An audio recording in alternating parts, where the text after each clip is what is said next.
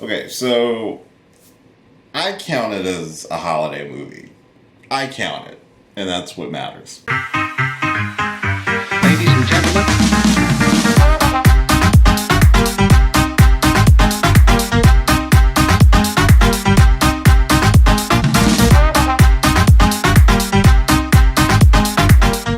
Hey, what's going on, everybody? It's your boy Will, and we're still in the holiday season as of the time of this recording, and this movie is debatable if it's a holiday movie. I consider it a holiday movie, that's why it's here.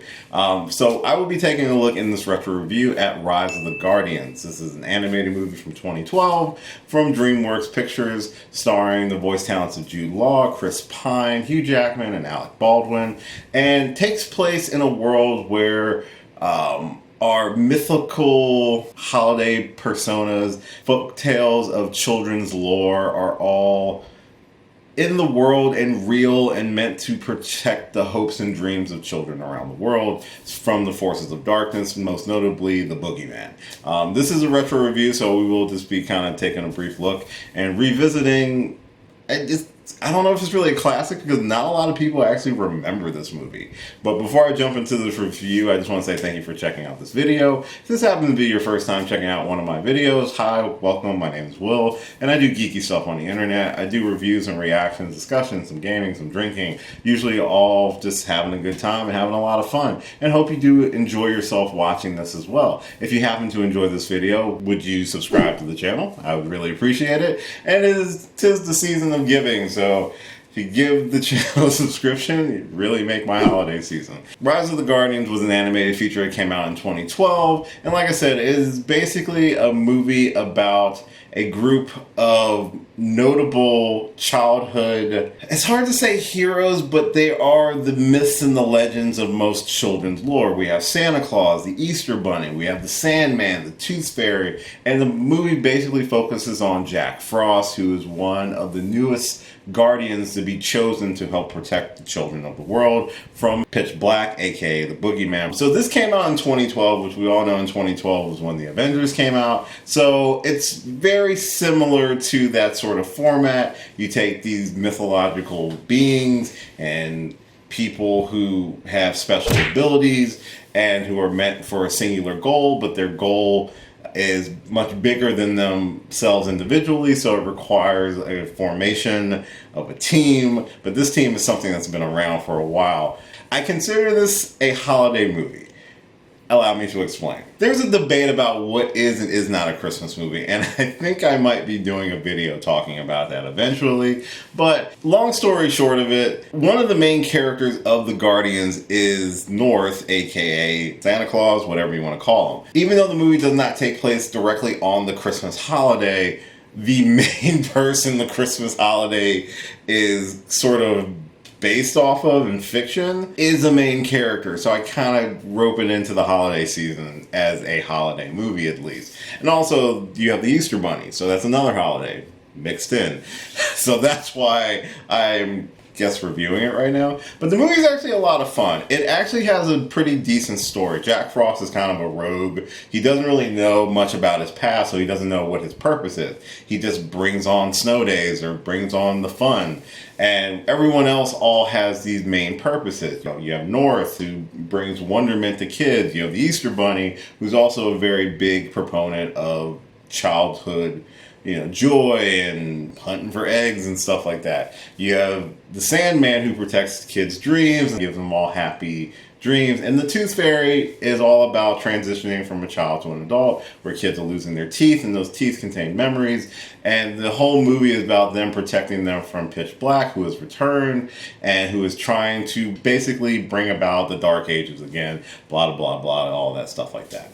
It does have a little bit of a deeper story because it is about identity and finding your purpose and things like that. All classic tropes and storytelling that it's always good to go back to that well. Like, that's a deep well that a lot of movies have successfully tapped into. I like the character of Jack Frost. He is just like the fun-loving, reckless one and who has to kind of rise to the challenge. I do like the character of Sandman. Sandman's kind of the OP powerhouse of the group. I mean, he doesn't talk, which also brings a different element and flair to it. But it's a lot of fun seeing how he uses his dream abilities and how well he does as a part of this team. North, who is Santa Claus, I think he's one of the coolest depictions of Santa Claus from a character design standpoint. I mean, the animation makes him a lot more burlier than just overweight, like an overweight Santa Claus. And he has these tattoos on his forearms. One says naughty, one says nice.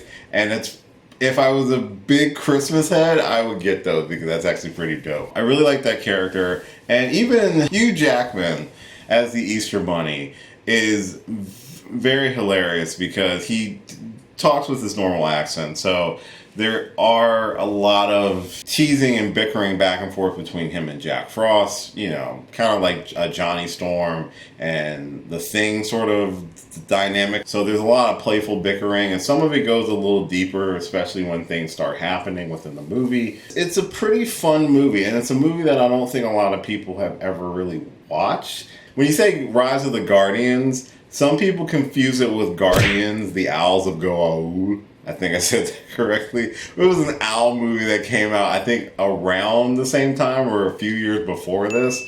And it was just a weird CG movie as well.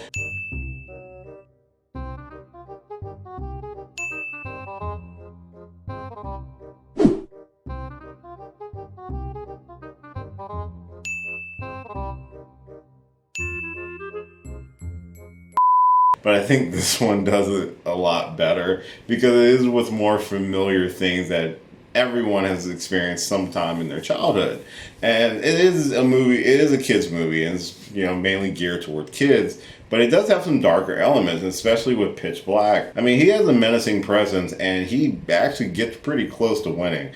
And he's not wrong. It's a villain who has a legitimate gripe, because he feels like he has been forgotten. And it's a similar parallel with the Jack Frost character because nobody really knows Jack Frost. Everybody knows the other characters, so they are believed in. And with Jack Frost not being believed in, no one can see him or really interact with him too much. And that can cause a person or a being to really feel like they're alone. And it's very similar to what is the current state of Pitch in the movie, and he uses that to try to manipulate Jack Frost throughout the movie, which is, again, he's not wrong, but he's still an evil being, and that's kind of what happens.